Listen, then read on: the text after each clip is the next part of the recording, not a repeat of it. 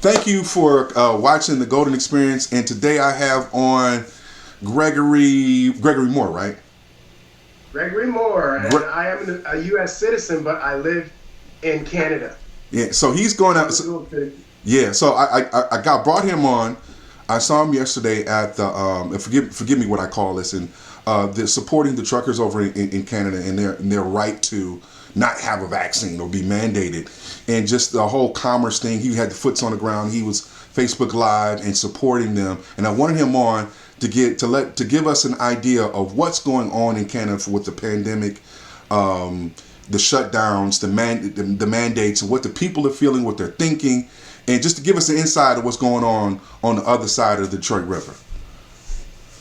So we only live a mile away from Detroit. A lot of people don't know that. They say, well, where is Canada? Is it cold over there? Well, I mean, we're a mile away from where you guys are. So, uh, we're sitting here looking at what's going on in America, and you guys are having your freedoms. You had a Supreme Court ruling the other day where the businesses aren't going to be able to force these people into a medical procedure. Well, over in Canada, we're dealing with the same exact thing. You guys have a much better court system over there. You have a much better legal system. So we're having to do this all on our own. So our restaurants are locked down to this day. This is lockdown number 4. You can't go to a restaurant, whether you're vaccinated or not. You have to understand, you cannot go to a restaurant, whether you're vaccinated or not. You cannot go to a movie theater. You cannot go to all of these places. If you go to a hockey game, it's something like maybe 25%, and meanwhile, we're looking at our American counterpartners over there, and they have 100,000 people in the stadium. And keep in mind, we're 1 mile away. So we're sitting here getting all of the American news. We have a lot of American friends. Half of our families are over there. They're wild and free, and we are on lockdown number 4. Our kids are being sidelined at school. If your kids are not vaccinated, they can't do sports at school. They can't do extracurricular activities. They can't do certain art classes and history projects or whatever. So my kids are not vaccinated. They're not going to get vaccinated because it's my legal right. And so they're being sidelined at every turn. I have been fired from my job. Oh man. Uh, I have since found new employment, but I mean, there's a lot of people over here being fired: doctors, nurses, auto workers, all kinds of people being fired and sidelined because they want to have one simple thing: freedom, bodily autonomy. Really simple. So that's what's going on in Canada. Yeah. So and you said a few things that I thought of. So um, over here, it's the lockdowns or the effect of businesses kind of from state to state. Some of your more southern states, they're open, wide open. Some of your more northern, more democratic states like Michigan, New York, California, they have some restrictions, not quite as stringent as Canada, but there's some kids that I saw kids playing basketball with masks on. I'm like, that's ridiculous. That makes no sense. What are we doing here? And a whole arena full of people. What? Give up the mask. Just go on and live your life at that point. So, and one of the things that the commentaries and the things that I have a problem over here in the U.S. is if you're going to do something to protect people, at least let it make sense.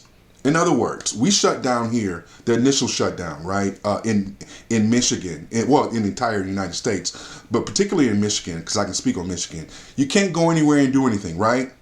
But the entire metroplex can go to the grocery store, huh? Wait, so we're gonna shut everything down, but everybody pile up and go to the grocery store. We're gonna shut your churches down, but you can go to the liquor store. Wait, That's right. no. We can't. We're not having that. That makes no sense. If you're gonna shut down, it's shut down.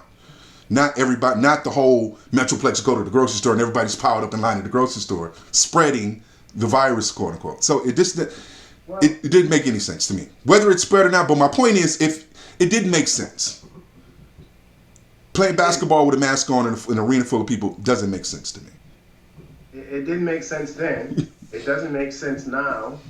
And it's been proven that it doesn't make sense, but we are still doing this in this particular country now. Yeah. I know in Michigan, Gretchen Whitmer lost a couple lawsuits, so she's not able to do what she has wanted to do. So you guys have your freedom back now. And I've been over to Michigan, Yeah. because when I come back, they give me, the last ticket I got was $6,000, because they want me to be vaccinated. They want me to take certain tests. They want me to do all kinds of stuff, to quarantine for 14 days. And I refuse to do any of it because I understand my rights. So they give me tickets. So I probably have around $12,000 or $13,000 worth of tickets from going over to where I am from, to the United States of America. And when I come back home, because I hold 2 passports, they harass me and they try to treat me like I'm some kind of a criminal or something. Now, that's true for our entire society right now, and Canada's finally had enough. And, if anybody has been following me on Facebook, they know that I've been standing up for this, against this stuff for 2 years, because I believe in freedom. And I don't believe that the government has a right to tell us that we can't go to church. Now, if you're afraid and you want to stay home, stay home. If you want to wear 1 mask or 2 or 3, go ahead, knock yourself out. But the rest of us should be able to do what we want, and that is freedom. And if any of that is taken away, we have lost our entire country at that point. And we almost have in the United States. If the Supreme Court, had ruled the other way, you guys would be in quite a world of trouble when your employers are in a position where they can medically mandate you anything. Because at that point, why couldn't they say at that point that, well, you have a right kidney, we want your left kidney, and you can't work here anymore unless you sign up for the kidney transplant program and you donate one of your kidneys. We're going to mandate that. That's how far this can go. If you take it logically to the furthest extent, that's where it's going to end up. Thank God it stopped at the Supreme Court. So it has not stopped here in Canada. Yeah. So I'll just tell you like this: Supreme Court or not, that wasn't going to happen over here. There's a group of people that was not going to happen. We understand the Americans have guns, and in Canada, we have syrup. And there's some people who will march on capitals to make sure that's not going to happen. No, and I think they knew that. Yeah. They saved themselves a civil war over the United States by making the proper ruling. Right. So again, we don't have the type of justice system that you guys have. We don't have a constitution that you guys have. You guys have the most incredible place to live, I believe, is in the United States. You guys have the best justice system in the world. You have the best constitution on this planet, and it's rock solid. In Canada, we don't have any of that. So what was the Canadians' response to this tyranny? Well, it wasn't a lot for the first 2 years, but now it's come to this point where Canadians have been so angered, and they've been locked down so much, and they can't go to their kids' hockey games. They can't go to their kids' the kids can't even play hockey unless their children now are vaccinated. So get that. So we've been locked down to such a point, and we've been shut off to such a point from society. We've been fired from our jobs. All this stuff has been going on. So they're at a boiling point now to where they have shut the entire country down with trucks. There are right now, as we speak, about 150,000 truckers in Ottawa. They have shut the trucks down and parked them. The reports I'm getting now is there are about 2 million people in our capital. 2 million people. Get this. I don't even think there was ever that many at the capital in the United States, and you guys have 350 million people. We only have 35 million people. Yeah. So that's a great percentage of our society is sitting down in Ottawa right now with a great percentage of our trucks. And as we speak, there are trucks coming from the United States of America to support the Canadian truckers. They're also headed to Ottawa to the tune of over 20,000 trucks. So Canadians are fed up. They're done. This thing is huge now. And the government has completely overplayed their hand. The last play they made was they said, well, the truckers have to be forced, mandated, vaccinated, or they can't cross the bridge. Well, as you probably know, Jonathan, most of America's commerce comes from Canada. And most of Canadian commerce comes from America. We are huge trading partners. Yeah. And those goods get back and forth through trucks. And there's a good percentage of truckers that are not vaccinated. So what could you imagine that this is going to do to both of our economies if these truckers are not allowed to go back and forth? Yeah. Because of this mandate. Yeah, that's a problem. And that affects business. And one thing over here, business ain't gonna be affected too much longer, and I would venture to say that a lot of the shutdowns in the states after the first one were ceased or not happening because we can't. The cure can't be worse than the problem. And over here, because it's a capitalist economy, capitalist market, we have to have business going, or this thing is going to go south real quick. So really quick. That's right. And right now, as we speak, we have grocery store shelves emptying out. We're getting reports from all over the country that, well, these truckers are. I mean, we already had a trucker shortage. We already have supply chain issues. Yeah, over here too. Yeah, they're all because of government policy, government regulation, and over-regulation, and the things that the governments are currently doing, such as in California and in British Columbia right now at these ports. They want you to have a truck 10 years or younger to be able to go to that port and pick goods up. That's right. So all these truckers on the road, most of them are owner-operators, right? Right, business owners. They can't afford to go out and spend another $300,000 on a rig. Right. Because you decide that you want their rig to be 10 years or younger. Well, these trucks were designed to last 30 or 40 or 50 years. Yeah. They can run a very long time. And the truckers don't have another $300,000. So do we have a shortage? Yeah, but you created that shortage. We have an oil shortage. Look at the price of oil. Well, why has the price of oil went up? Well, the first thing Joe Biden did when he got in office, and the first thing Justin Trudeau did when he got in office in our country, they shut down the Keystone Pipeline. Well, what did that do to oil prices? Look at you guys think you have great or high oil prices there, or high gas prices there. Do you know how much we're paying for 1 gallon of gas here in Canada? In the American dollars, what would it be? It's almost $6 a gallon. Okay, so in American money, what would that be? $4.50? Oh, no. Man, we revolting. Oh, no. We can't have that. Yeah. Yeah, well, that's what we're paying. It costs $150 to fill my pickup truck up per week. Ooh. Think about it. Yeah. It's insane. I had to stop driving it. I bought a motorcycle. It's completely insane. Uh-huh. It's completely insane. The gas in the truck costs more than the actual truck itself. Wow. Figure that one out. So there's a lot of shortages, but these are government regulation and policy created shortages. They said we have a wood shortage, right? Yeah. You guys know that you get most of your wood from Canada. Yeah. We have more trees here than anything. Like I said, Canada is bigger than the United States physically. Yeah. We have 1/10 of the population. So we are full of natural resources. We don't have a shortage of anything in this country. We have more oil. Speaking of oil, again, they shut our oil sands down in Alberta for the most part because, we have a lot of oil out there. Yeah. We have more oil than Saudi Arabia. Right. They're shutting it down. They're telling them they can't get the oil out. They can't send the oil through Keystone to you guys, so they shut it down. Well, they're creating these shortages. They created a wood shortage. They're creating steel shortages. They're creating a lot of shortages, and now they're creating a shortage of common sense. They created a shortage of groceries. Uh-huh. We have a grocery shortage now in Canada. Well, why? Because you guys are telling the truckers that they need to get vaccinated, and truckers are saying, we're not doing it. And you know what? Half of these truckers are already vaccinated. But what they know is that they're coming for vaccination number 3. They're coming for vaccination number 4. And the mandates for these vaccinations continue to change. The goalposts continue to move. And the truckers are like, we are done. So they park their trucks in Ottawa. My question, what is the response with Trudeau to this? I read a little bit and he kind of blew it off as a minor thing. And I'm like, this don't seem too minor to me.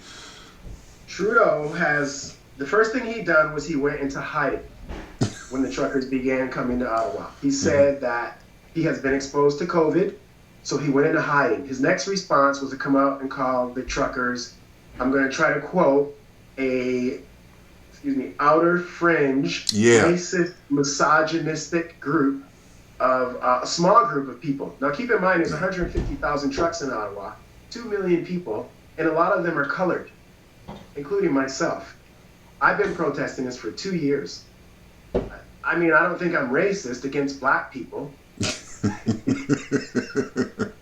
But I'm being accused of being a racist and one of those outer fringers and the white nationalist. Uh-huh. It's so funny because this reminds me so much of January 6th at the White House. We have very similar things going on here. And we have people, they're storming our Capitol like they stormed your Capitol. And they're being called these same names. It's like the same playbook all over again. And these people in Ottawa, they're very friendly people. Canadians are friendly. They're not going to destroy nothing. They're not going to shoot anybody. We don't have any guns to shoot anybody. And they're not going to burn anything down. I mean, nothing's going to happen. So if something happens, I can tell you why it happened. And It won't be because the people are there. It'll be because it'll be because of another created. Yeah. We're on the same page, bro. We're on the same page.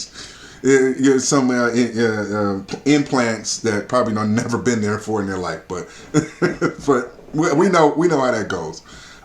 They're worldwide with that kind of stuff. Wow, so you can't go to the restaurants, you can't eat. Oh No. man, what can you do? Okay, so right now, everything's completely closed here. You can go to work. Uh, there's not much you can do. You can go outside. I mean, you can go to your friend's house, but according to the government, I guess you're only allowed to have 10 people at your house. I mean, we all ignore that, though. You know, Yeah, people we did follow too. that for the first 2, 3 lockdowns, but lockdown number 4, people are done with it. You know, you have to social distance. You know, what a great oxymoron, right? Social distance. Opposing points of views, they try to bring them together. These are all mind screwery things that they try to do to us.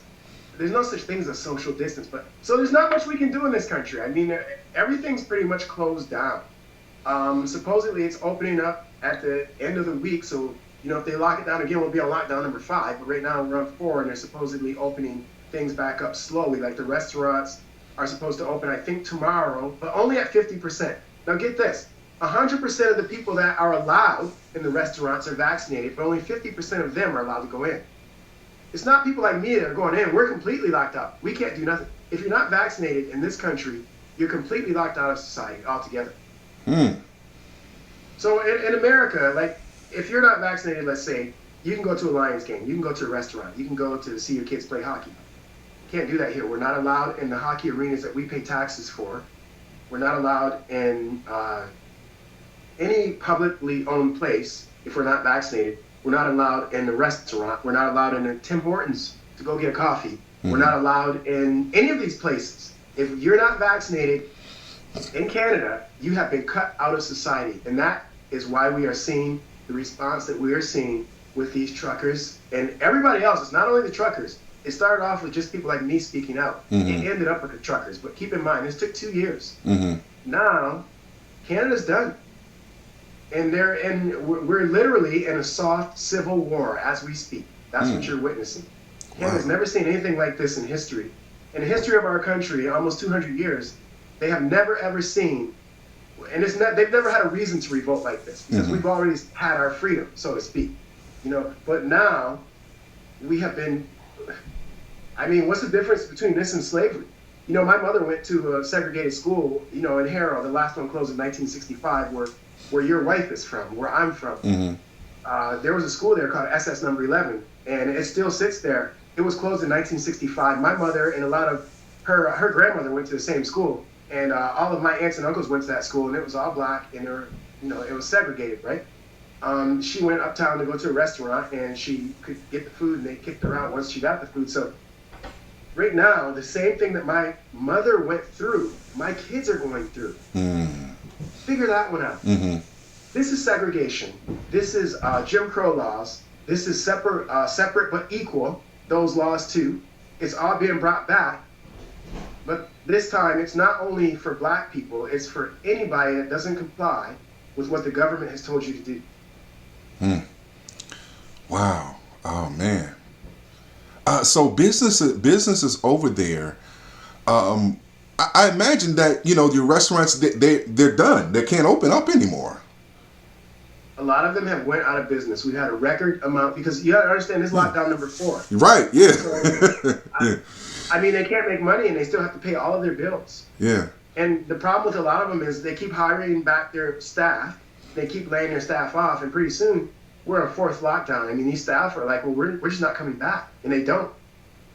They give up after a while. They lose hope. Of course. What happens. So a lot of the businesses have went out of business. A lot of the restaurants, especially, they've been the hardest hit.